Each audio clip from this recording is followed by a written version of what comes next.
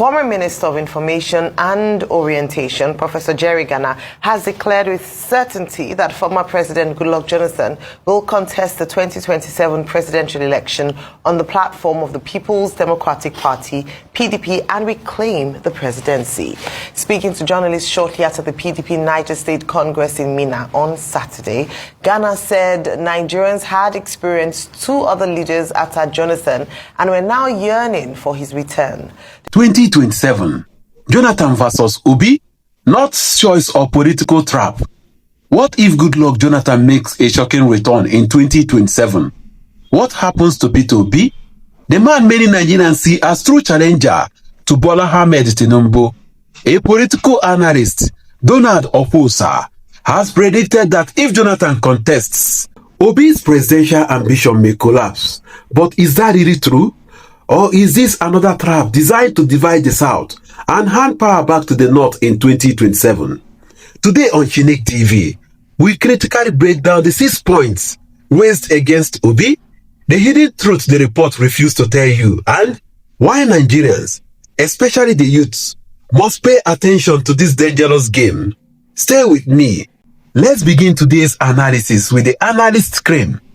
According to Okwuosa, Jonathan enjoys one big advantage: Northern trust. He argued that Jonathan, having been president before, has built relationships with Northern elites. He is seen as tested and reliable. In contrast, Obi is still struggling to win elite Northern acceptance. Second, Jonathan will command the full royalty of his South-South zone. This alone, Okwuosa says, weakens Obi's chances, because Obi's hope has always been to combine Southeast, South-South, and the urban votes in the Southwest. Third, the analyst claims that if Jonathan enters the race, the North will vote massively for him, while Obi will be left with the Southeast and parts of the Southwest. And fourth, Okwuosa reminded Nigerians of the so-called fear of an Igbo presidency. He said the Civil War memory still lingers and that the Northern power brokers may never trust an Igbo man with power. If forced to choose between Jonathan and Obi, he said the North will easily pitch their tent with Jonathan.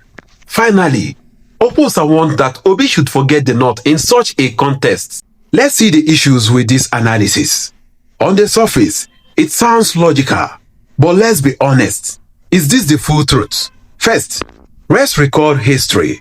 In 2015, the same North that supposedly trusted Jonathan abandoned him massively. They rallied behind Muhammadu Buhari, accusing Jonathan of breaking the zoning arrangements. That betrayal is one of the reasons Jonathan lost. If they could dump him once, what makes anyone believe the North will suddenly embrace him in 2027? Second, Jonathan carries serious baggage. Nigerians still remember the Dasuki Gate scandal, where billions meant for arms to fight Boko Haram vanished. They remember Harrison Madeke and the corruption stories that embarrassed the nation globally. They remember Chibok girls, Boko Haram bombings, and the insecurity that spread under Jonathan's watch. Even though many analysts now say Jonathan's era looks better compared to Tinubu's hardship, it does not erase those scars. Third, the analyst completely ignored Obi's Northern outreach. Since 2023, Obi has been strategic, donating boreholes, supporting IDP camps, giving money to Northern schools, and attending weddings, funerals, and public events across the North. He is building trust not only with elites, but with ordinary people. And remember, in 2023, Obi shocked everyone by winning in Plateau, Nasarawa, FCT, and even gaining votes in states like Kaduna and Borno. So, is it really fair to say that Obi has no Northern chance? The facts suggest otherwise. Fourth, the analyst failed to mention the Obidient movement.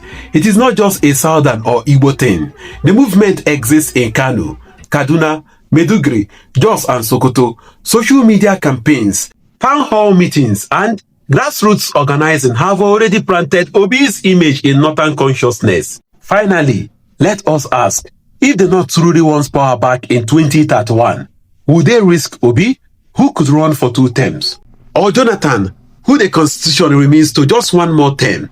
Here is the paradox. Obi said he is willing to do only 1 term, but the constitution gives him the right to run twice. Jonathan, on the other hand, is constitutionally seen as a one-time candidate if cleared by the courts. Which one will the northern elites prefer? Let's see the hidden trap. There is a deeper theory Kuka and other analysts have warned about. Jonathan may just be a pawn in a bigger game. The idea is simple. Bring Jonathan back to divide the South. Let South-East rally round Obi. South-South go for Jonathan. South-West split between Tinubu and opposition. And then the North presents Atiku Abubakar or another strong candidate. With a divided South, the North consolidates and victory becomes easier. If this theory is true, then Jonathan is not Obi's greatest threat. He is simply the tool to weaken Obi and pave way for another northern president. Let's see the reality on the ground. Here is what cannot be denied. Urban voters and Nigerian youths want Obi. His message of accountability and new leadership resonates beyond ethnicity. Jonathan still has nostalgia factor. Many Nigerians compare his era with today's hardship and sigh. Things were better under GEJ. That emotional memory is powerful. But Jonathan also has scars. The insecurity, corruption, and zoning betrayal remain weapons his opponent will use. The North is divided. El-Rufai, Atiku, Kwankwaso, and even Tinubu's royalists all have different agendas. No single candidate can automatically claim the entire North. So, while Okwuosa's prediction is catchy, it is not the full picture. Finally, Nigerians must be very careful not to fall for easy narratives. Yes, Jonathan's entry would shake the table and weaken Obi's southern coalition. But Obi is not as weak in the north as the analyst suggests. His outreach, donations, and youth movement are slowly breaking barriers. The bigger question is this: will Jonathan truly come back to serve, or is he being set up as a tool to divide the South? And for the North, will they bet on a one-term Jonathan, or Obi who says he will do only one term, or stick with their own candidates like Atiku? As 2027 approaches, one thing is certain: the battle for Nigeria's future will not be fought only on ethnicity alone, but on trust, credibility, and who can mobilize both the streets and the elites. So we ask you, our viewers, if Jonathan returns, who benefits more, Obi, Atiku, or Tinubu? And do you think Nigerians are ready to return to Jonathan's era, or will they move forward with Obi's new politics? Drop your thoughts in the comments. The debate starts now. Former Minister of Information and Orientation, Professor Jerry Gana, has declared with certainty that former President Goodluck Jonathan will contest the 2027 presidential election on the platform of the People's Democratic Party, PDP, and reclaim the presidency.